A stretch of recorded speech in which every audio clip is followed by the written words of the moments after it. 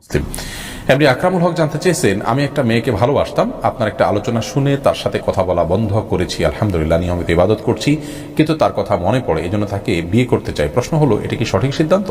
বিষয়টা পরিবারকে কিভাবে বলবো? আমার বয়স 19 বছর, আমি এখনো ছাত্র। 19 বছর বয়সে আপনি বিবাহ করতে পারেন, যদি আপনার পরিবার আপনাকে এই বয়সে বিবাহ দিতে পারে সেরকম হয়, তাহলে অবশ্যই আপনি সেই মেয়ে যদি ভালো হয়, তাকওয়ার পথে চলতে চায় এবং দিনের পথে অগ্রসর হওয়ার চিন্তা তার থাকে, আপনি যেরকম অগ্রসর হয়েছেন তার মধ্যে যেরকম অগ্রসর হওয়ার মানসিকতা থাকে, তাহলে আপনার পরিবারকে আপনি কিভাবে কনভিন্স করবেন, আপনারটা আপনি ভালো বুঝবেন, সেভাবে আপনি কনভিন্স করতে পারেন।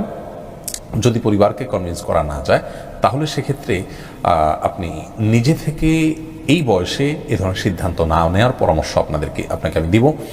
এবং সেই মেয়েকে আপনি আল্লাহর জন্য যদি ত্যাগ করে থাকেন, সেটা ত্যাগটা পূর্ণমাত্রা হওয়া উচিত।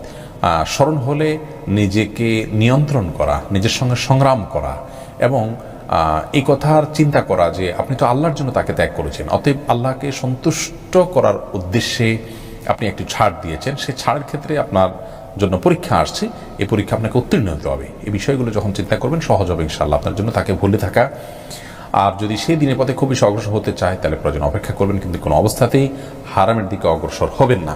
আপনার পরিবারকে যদি আপনি বুঝিয়ে নিতে পারেন আর সেও যদি উপযুক্ত হয় দিনদার দিক থেকে, তাহলে বিয়ের পদক্ষেপে যাওয়া হলো সবচেয়ে উত্তম এবং ভালো। প্রয়োজনে কোনো আলিমের সহায়তা নিতে পারেন, যিনি পরিবারকে বোঝাবেন। আজকাল পরিবারগুলো বুঝতে চায় না, বিশেষ করে মা বাবা অভিভাবকরা বুঝতে চান না যে সন্তানের চরিত্র রক্ষা করার গুরুত্ব কতখানি।